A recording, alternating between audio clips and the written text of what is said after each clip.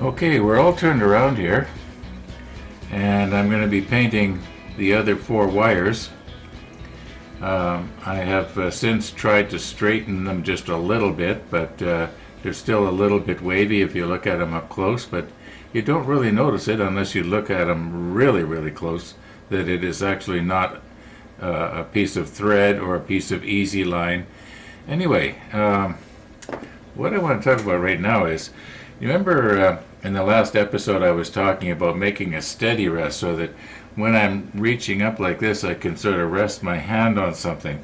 Now if you remember way back when we were doing the deck here, long before any of the superstructure went on, I made this thing here just the right height to go over top of everything, and I could sort of lean my hand on it and place stuff down. And it worked out pretty good.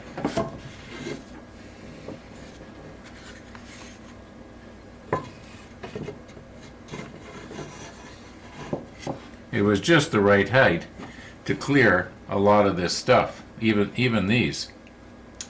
However, it's useless for the superstructure. Now, I know we're at the end, or almost at the end, of this build. But if and there is an if to it, I get the hood, and that will probably, if I get another ship, I think that's what it'll be, if I can get it. I think it's still available here in Canada. Anyway, that's neither here nor there. If I get it, it would be really handy to have some sort of a steady rest that would maybe be adjustable for different heights.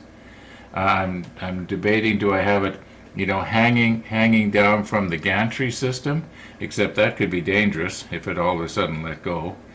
Or do I have it so that it sort of clamps onto the side here, onto the table? This is quite solid. I don't know if you remember when we made this thing, it's very solid. So I could make something that would clamp on maybe and just sort of reach over. I would have to have it in such a way that if it was adjustable, that if the adjustments let go, it wouldn't drop down onto anything. That'd be a disaster, especially at this stage in the game. So I don't know. I'm just thinking about it. But in the meantime, I'm going to go ahead now and try and get this last four done here, and I'm not going to video it because I'm going to be doing it the same way as in the last episode. And I think I'm just going to put 3 drops in here because when I cleaned this thing out here, it seems to me that I had wasted quite a bit. That should be lots. Oh, it didn't pour very good now, did it?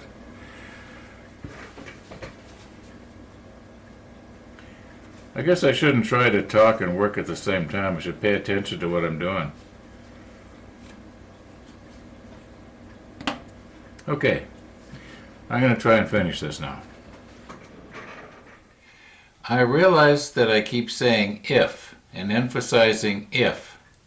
And the reason I do that is because you may recall, I believe in episode number 1, I had said something to the effect of, I will finish the big clock. Can't remember what I said I would do to finish it, but it seems to me that I talked about that. And then a month later, I disassembled it, and most of it went in the garbage. It had served its purpose. It was going to be in the road down in my workshop. I just couldn't move down there with that thing, if you remember. It wasn't small. And there's no room for it up here anywhere.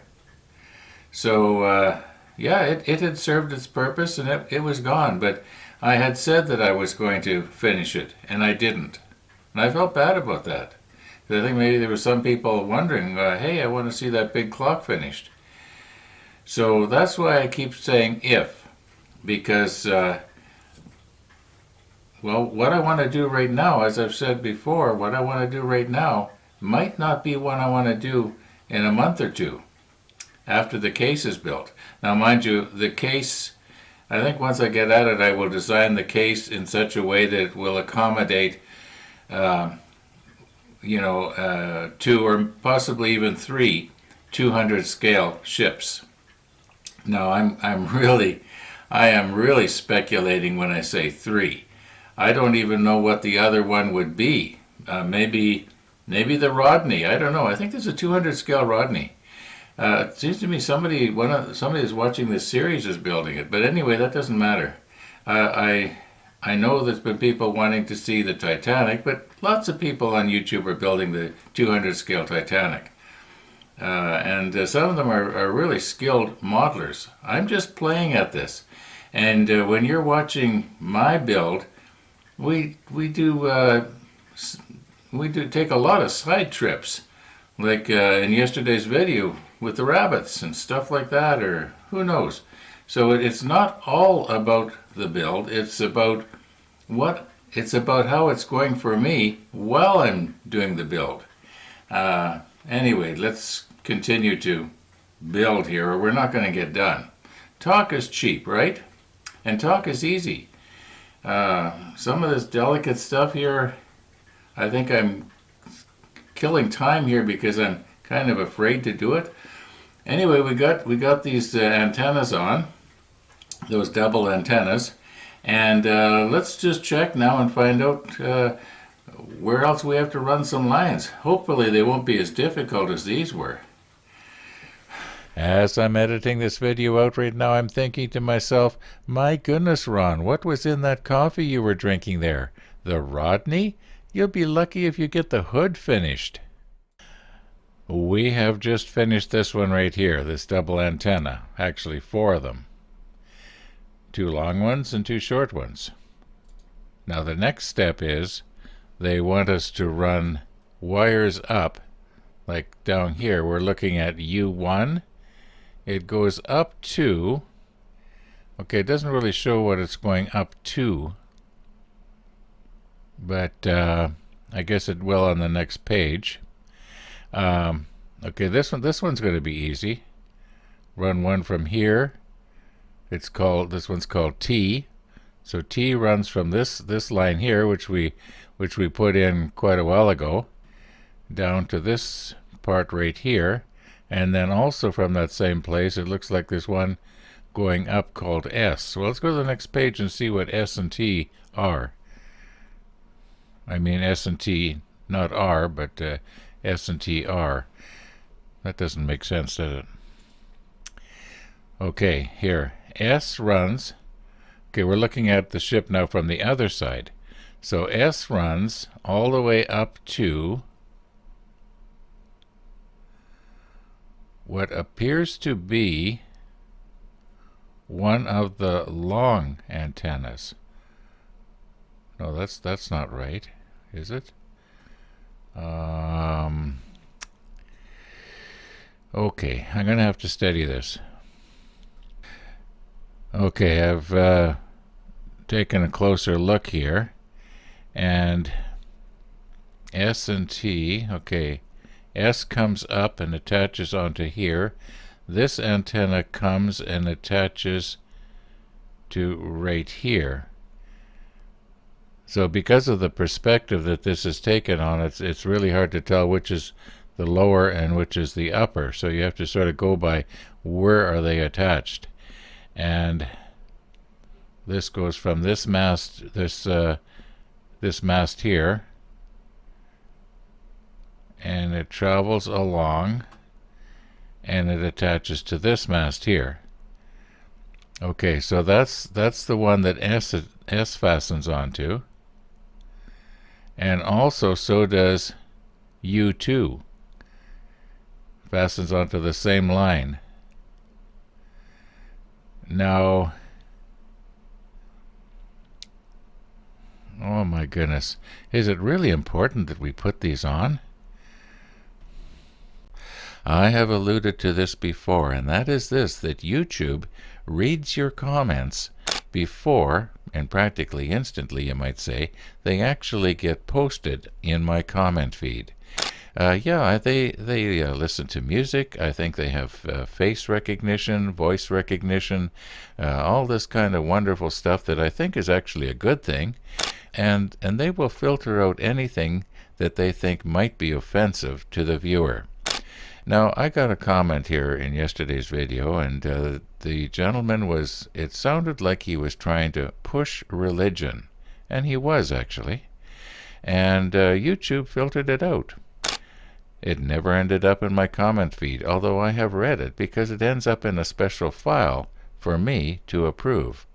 I am not going to approve this one, but I'm going to make a short little comment here on it, and that is this. In your comment you said, "And I got this feeling." I want you to think about this. It's only a feeling, not a fact. Well, let's do the easiest one. And the easiest one, as far as I can tell, is letter T. And it goes from right there to right here.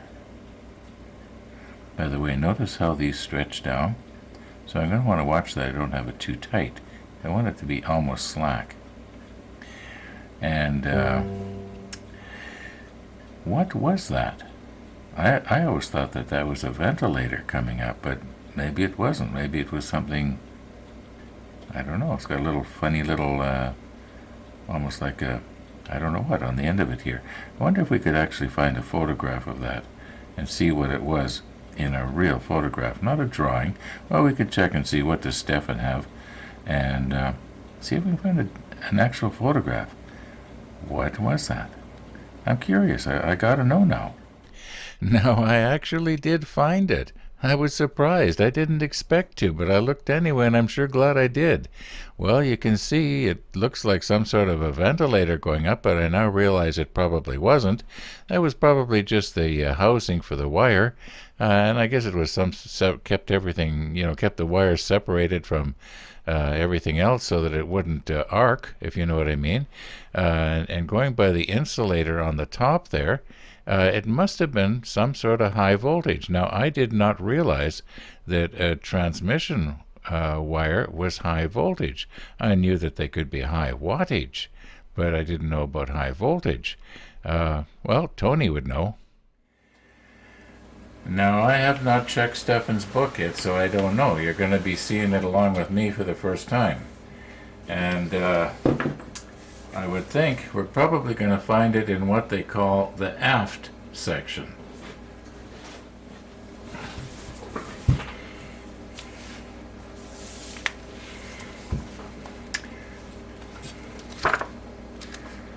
Superstructure aft.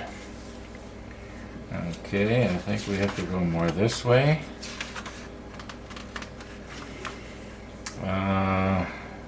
That is probably it right there, I would think. Okay, here it is right there. You can actually see it. I'll adjust the camera here once I get a better picture of it. Okay, there's a drawing of it.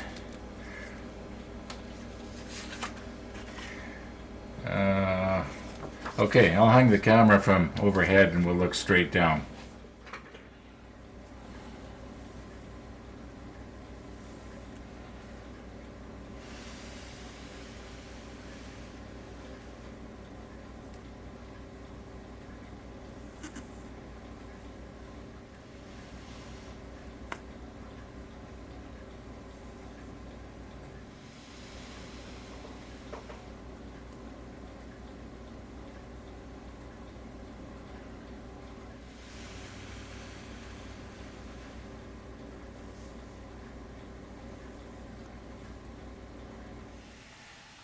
Now, I was just about ready to give up on this.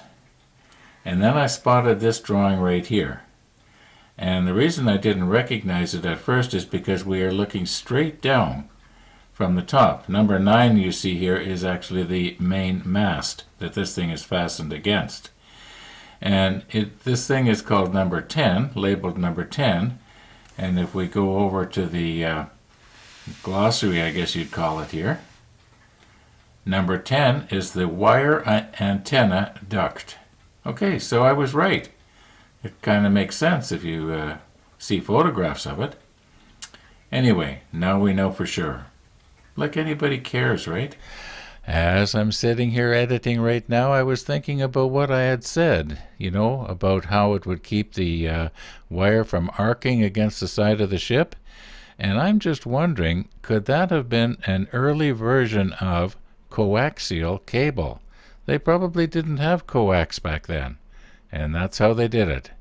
Well, sounds good to me anyway. Okay, I've got a piece of leftover easy line here. Now, I was noticing from the drawing from the other model, the manual from the other model, there's actually supposed to be 2 lines coming out of this thing. Now, on the photograph, there only appeared to be 1 coming out of the dead center of the insulator. Now, had I known before I glued this into place yet, I suppose I could break it off and do it, but I don't have to do that. I could have drilled a hole right in the center of this little part here, and then we could have poked our easy line down into it. We could have easily poked 2 pieces of easy line into it, in fact, because this easy line is so fine. However, I was wondering, would it be a good idea maybe I won't use this one because it's too short, but take another piece of easy line that is maybe about 7-8 inches long, and glue it so that there's or maybe tie a knot. I wonder how that would work. So let me try an experiment here a second. Okay, what I've done is I've just made just a plain ordinary knot here. Maybe I should have made it a little bit smaller.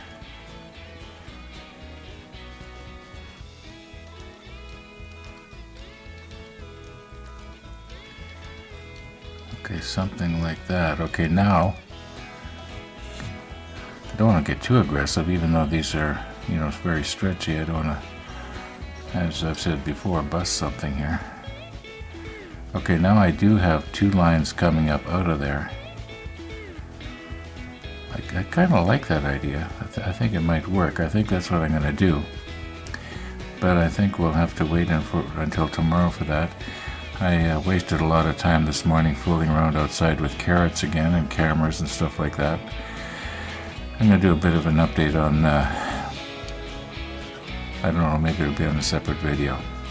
Anyway, yeah, I'm going to give you tips on how to take a picture of an animal. Most of you already know what I'm going to say. Anyway, yeah, so thanks for watching, and all being well, we'll see you tomorrow.